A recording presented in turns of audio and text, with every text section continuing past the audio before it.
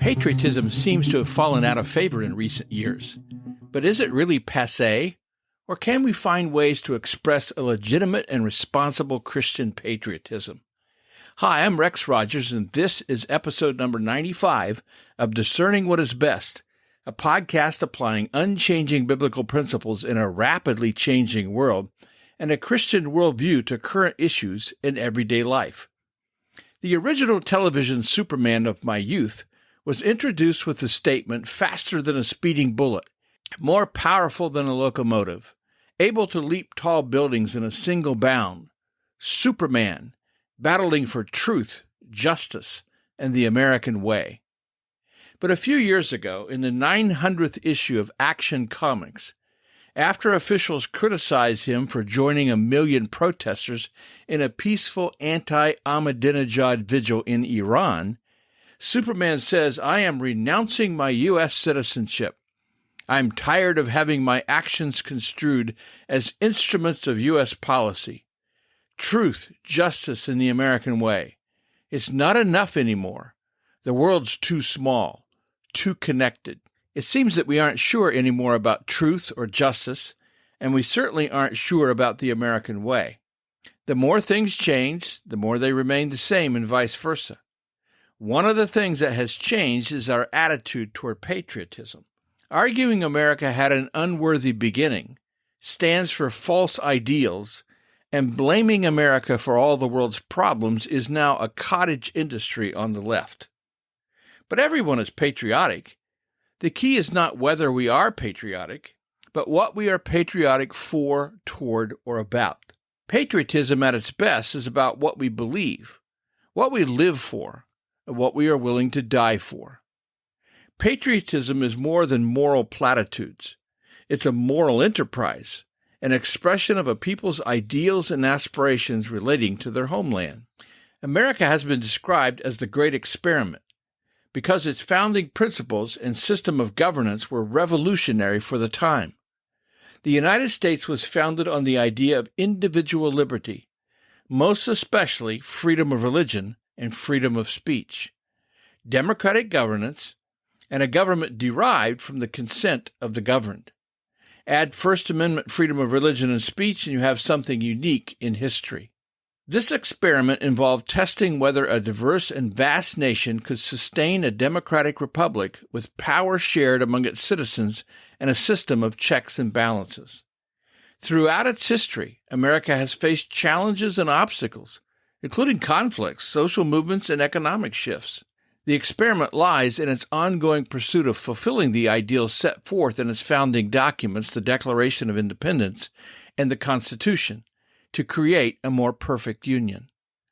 The United States' journey as the great experiment involves grappling with questions of religious freedom, law and order for e pluribus unum, equality under the law and equality of opportunity, blind justice, and the balance between individual freedom and collective responsibility.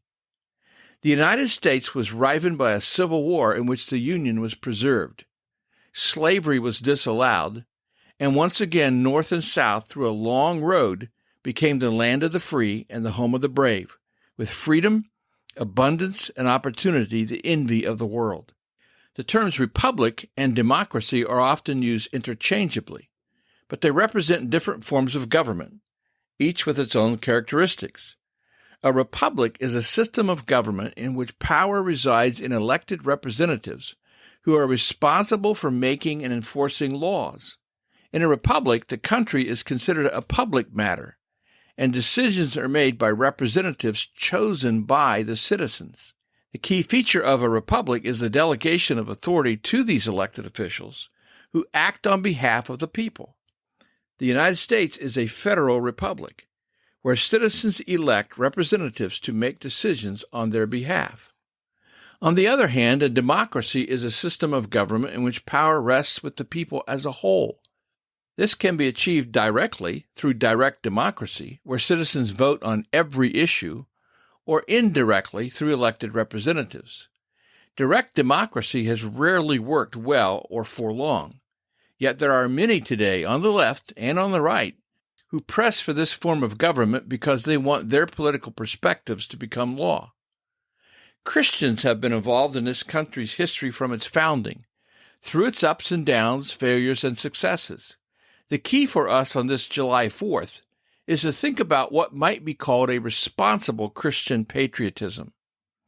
Responsible Christian patriotism refers to the idea of expressing love, loyalty, and pride for one's country in a manner consistent with our Christian values and principles.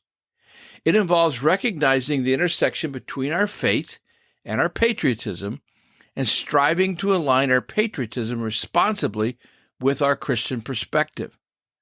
Christianity teaches principles such as love, compassion, justice, humility, and the value of every human being as made in the image of God. Responsible Christian patriotism incorporates these principles into one's love for their country. It means recognizing the inherent dignity and worth of all people, irrespective of their national heritage or race, and advocating for freedom, law and order that reinforces both justice and opportunity, and the common good. At its core, a responsible Christian patriotism encourages a balanced perspective that acknowledges the strengths and achievements of one's country while also recognizing its flaws and areas for improvement. It values the principles of liberty, individual responsibility and accountability, freedom of opportunity, and merit-based advancement as foundational to the well-being and flourishing of both the nation and its citizens. Responsible Christian patriotism is not an unthinking, uncritical, blind loyalty, like America, love it or leave it, or my country, right or wrong, but right or wrong, my country. This can be national idolatry. Responsible Christian patriotism is not simply love of a space or place, the land, America the beautiful, a great chunk of geography. While it is true, America is a beautiful country, other countries of the world all enjoy their own kind of beauty. Claiming ours is better can lead us down into provincialism, parochialism, or isolationist thinking. Responsible Christian patriotism is not simply love for a people. I'm a Yankee Doodle dandy, Yankee Doodle, do or die. Keying on this thought alone, can lead us into ethnocentric, prejudiced, or bigoted, racist, or even xenophobic attitudes and behaviors. No, a responsible Christian patriotism recognizes that American patriotism is about freedom of worship, individual worth and dignity, and liberty, the land of the free and the home of the brave. It's about no king, no president, no dictator or regime, no political entity is of greater value than the single person. Free to worship, free to think, free to work, and own the fruits of his or her labor, free to pursue opportunity, to take risk, free to pursue happiness. Patriotism is an emotion much aligned today by the cynical, many captured by the intellectual cul-de-sacs of ideology or identity politics. Some now reject all expressions of appreciation or heroes past, but no time, country, or culture, much less a people, are without failures or worse. The USA is no different. Yet while acknowledging flaws, we can remember those who gave the last full measure of devotion. And we can be patriotic about our ideals, the values to which we aspire. I'll say them again: freedom of religion, freedom of speech, assembly, and association, life, liberty, and justice for all. For all its struggles, the land of the free and the home of the brave is a blessed place to live. Responsible Christian patriotism expresses gratitude.